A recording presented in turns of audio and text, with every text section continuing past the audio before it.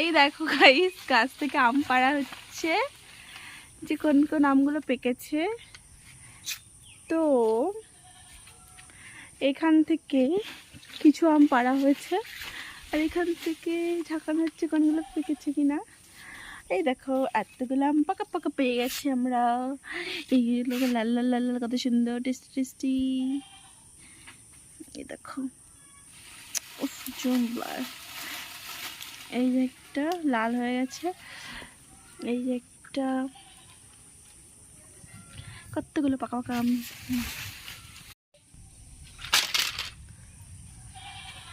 তো আম খেতে কে কে পছন্দ করো জানিয়ে যেও।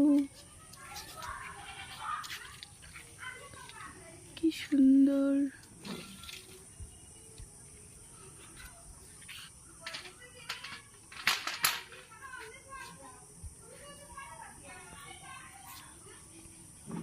এ দেখো আম পাড়ে কি করে, এই দেখো।